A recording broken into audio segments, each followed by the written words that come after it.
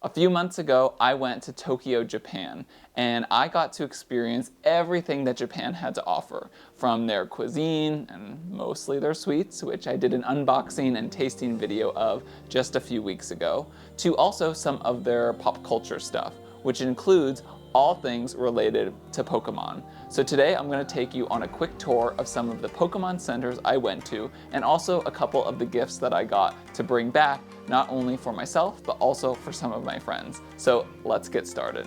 We'll start with the OG themselves, Pikachu. Now this one is really cute because it's dressed up in a little uniform like it's making sushi. So I had to get this one, and it's not actually from the Pokemon Center, but it's from right next door called the Pokemon Cafe.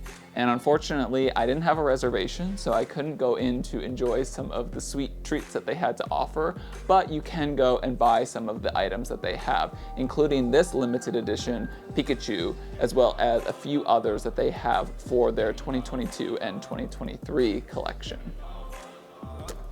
So moving into some of the actual Pokemon centers, you can get lots of different items. They have plush of like every single Pokemon available, and I'm one of an OG Pokemon player, so I really know Gen 1 and Gen 2, but after that, my mind is a little foggy. So let's see what I got from our first stop, which was at the Pokemon Center in Tokyo Station. And this Pokemon Center was actually really hard to find. I think it was on the lowest level, but I could be wrong, and it was tucked away in one of the corners, and there was tons of shops around. So if you see other collectible type of shops, you're definitely in the right location, and you just have to look pretty hard to find it. But the store was quite packed, so I know that people definitely make their way there. The first thing that I got from that shop was this little guy, which I remember from the older generations as being a super hard to find, but also really rare Pokemon. So I got it because it also looks like a shooting star.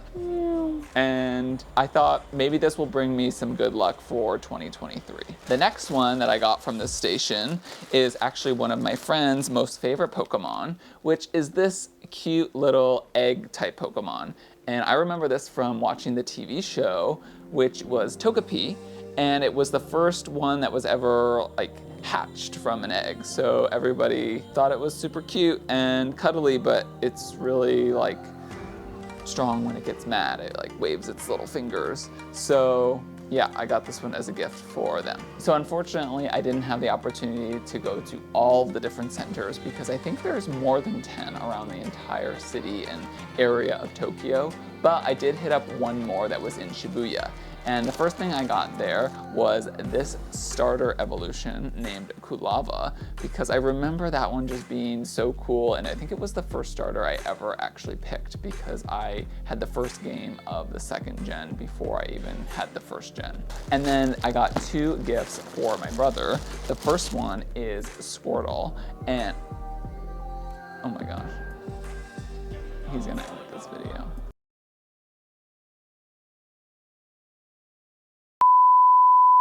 As well as Apom, which he has always been obsessed with this one. So hopefully he'll enjoy these two little ones as a nice gift. So that was my haul from touring around the different Pokemon centers within Tokyo and experiencing their anime culture. So enjoy some more pictures and videos of my experience there. Be sure to subscribe down below for all of my science content, but also some of my fun content as I continue traveling around the world. Thank you.